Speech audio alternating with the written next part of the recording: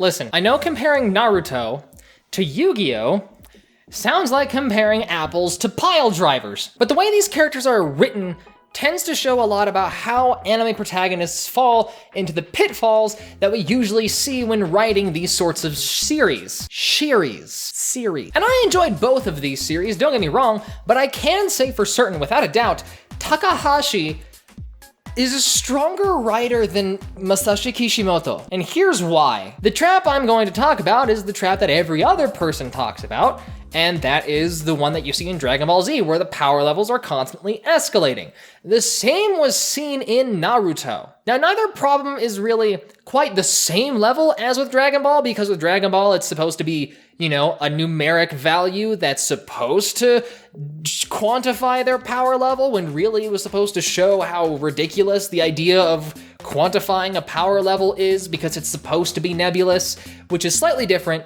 But in this situation, you see the problem of how needing to make the battles bigger and bigger and make it more skilled and complex is basically the same kind of trap. And that's why Masashi Kishimoto kept writing himself into a corner. And it became very apparent when the ending to Naruto Shippuden was being written, and a lot of people weren't really all that satisfied with it. The problem comes from how Naruto's character is set up. Naruto's goal, when you go back to the very beginning, if you remember, was to become Hokage. That's a pretty clear goal with obvious steps you need to take. You need to take exams, you need to work on your own skills, and more importantly, you need to fight other people to compare your skills to see if you're better than them. And so that, in this scenario, is the power level. If someone's stronger than you, they're of a higher power level in Naruto. So in order for Naruto, in order to become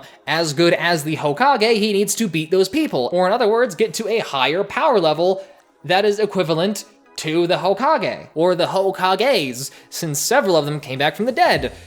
That was weird. And in the beginning it was cool because it was all fresh, and the ideas that he was exploring were all very new because we got to see other people and how they did jutsus, and he would set up the fights to be more of a personal arc rather than a I need to become Hokage. The I need to become a Hokage thing was supposed to be something that happened in the long run, very far away.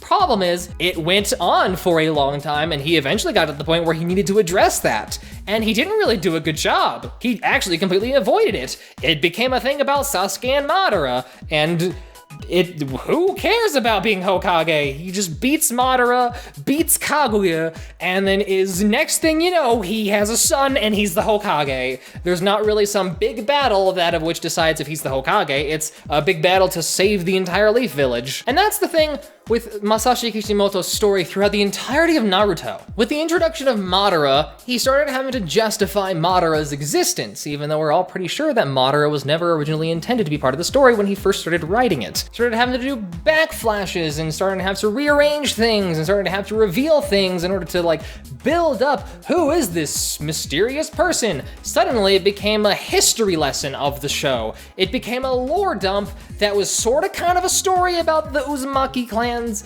and the Uchiha clans and how they fought in the beginning and the creation of the concept of the Kages, and it was kind of cool, but at the same time it was kind of boring. And don't get me wrong, with the thing that he did with Sasuke and Itachi and having to change how Itachi's motives were, like it wasn't really he didn't really retroactively change things. People keep saying that Masashi Kishimoto retconned the killing of the entire Uchiha clan by Itachi, when that really didn't happen. He just changed our perception of the motive. Honestly, that part was so artfully done. I was amazed when I was reading those chapters, because it was so well executed, if you ask me. But that doesn't forgive all the other problems that he created. And because he had to try and justify new characters for the big battle scene, and because he lost track of the actual goal that Naruto was supposed to be focusing on, which is supposed to be to become Hokage, and started focusing on the Sasuke-Naruto dynamic, which honestly is better if you ask me, but he's still ignoring the big goal, the overarching plot point. I mean, nobody forgets about the One Piece in One Piece, so why is he forgetting about being Hokage? And I got to the point to where he had already exhausted a bunch of the new original ideas. They started having to come up with a bunch more new, clever, very conceptual ideas, like new eyes, like the Rinnegan, and taking eyes from other people to basically do a quick save. That was awesomely, reading that was confusing, but I think it was a quick save. He basically made a jutsu that is a quick save. And it put a lot of stress on him, having to constantly come up with new ideas to make the fights interesting, because a lot of the interesting parts of the fight is how it's delivered and how the enemies and the people we're rooting for cleverly outsmart the other person. It becomes more of a mind game than a test of skill. It's really more of a game at that point because fights are usually punching people in the face, and that's typically it. You ever see a real fight? Not a lot happens, and it's usually finished pretty fast. If it's not an MMA fight, one guy gets punched a few times and then they're down. Done and done. But that can't be the case with Naruto because it's supposed to be for entertainment. And so they need to drag it out so that you feel like you've actually consumed a piece of entertainment and not just saw two guys punch each other for like 4 seconds and then one of them's down. It has to be more of a game rather than anything else. And because of that is why I think the setup for Yu-Gi-Oh! Is much smarter than Naruto. Now, keep in mind, if you haven't read Yu-Gi-Oh! And I don't mean you watching the anime, I mean actually read the manga, because 4Kids screwed up a lot of things, and the addition of the extra seasons really pissed me off because they weren't really necessary, and they deviated from the entire point of the manga, and I hated it. You need to read Yu-Gi-Oh! In order to fully understand what I'm saying, but I'll try to summarize it the best I can. The way Yu-Gi-Oh! Is set up is that Yugi finds a puzzle, he fixes it, and there's an ancient pharaoh inside. But he doesn't know he's an ancient pharaoh, he has amnesia. But not only that, the pharaoh's really good at playing games. Literally any game, he is the king of games. But that comes with a problem, because we now know that because the pharaoh, Atem, is so good at games, he really can't be defeated, otherwise it kind of breaks the entire point of his character.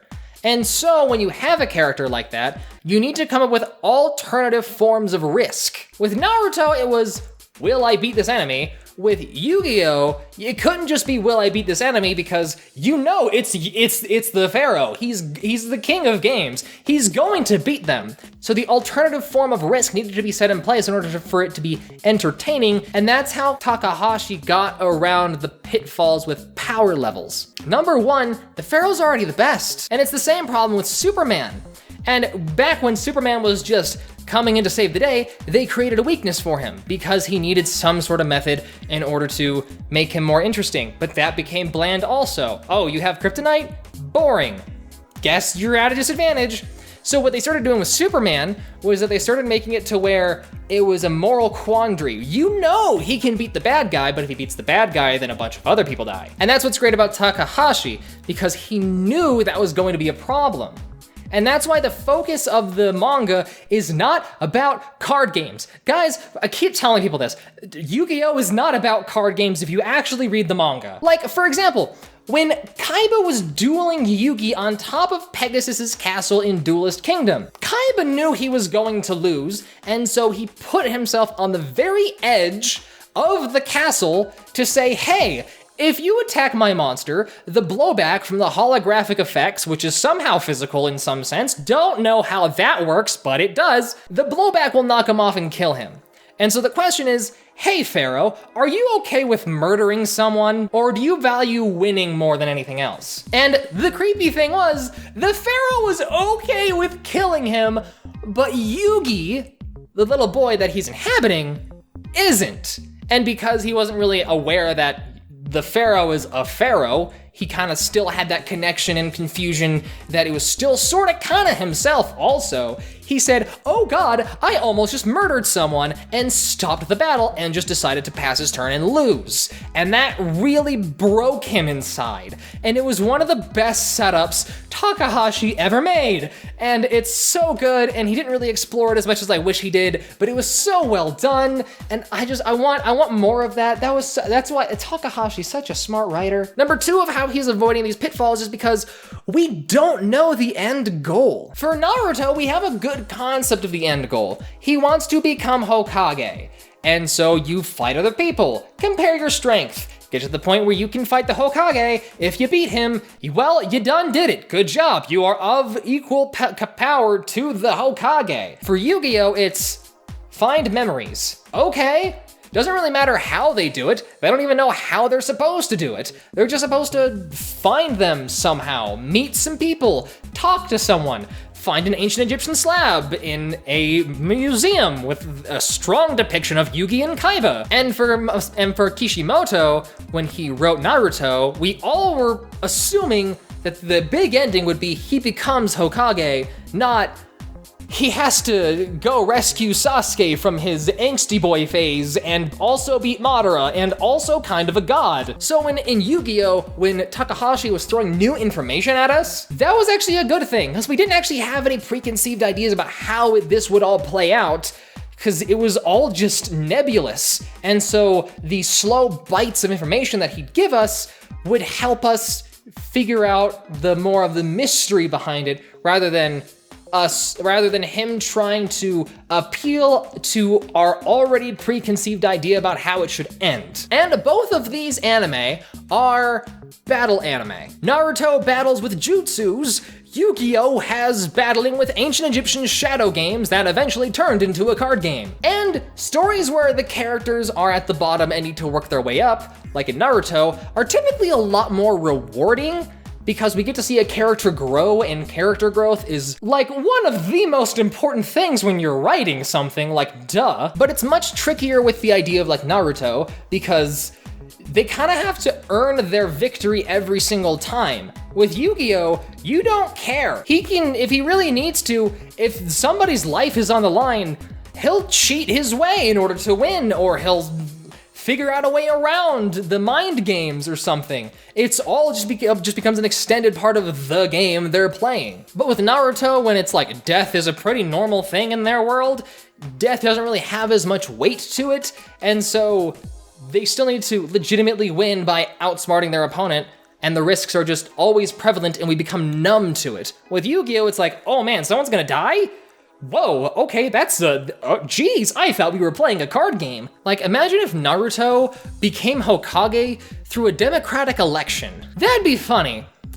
But it wouldn't be as interesting as him working his way to the top. However, like with Yu-Gi-Oh, when you have a character that's already at the top, it does also come with a slew of hurdles that the writer needs to overcome. It's just that the leniency of how that character overcomes those obstacles is a lot more lenient. More importantly, with the character archetype, when the character's already the best, if he's at a point where he needs to cheat, that's a good thing because he's being pushed to his limits. In Naruto, the goal is to really kill the person, mostly, or knock him out somehow, whatever. You don't care. The cheating is not even a thing because anything goes. And so constructing those battle scenes is much more complicated for the writer. There's a lot more assumed stuff in Naruto than there is in Yu-Gi-Oh! And so creating an atmosphere where there is not as many assumptions makes it a lot easier for us to work with as writers. And so, if there's one thing you should take away from this video, it's that you should really read Yu-Gi-Oh! Takahashi is such a good writer. It's not about card games.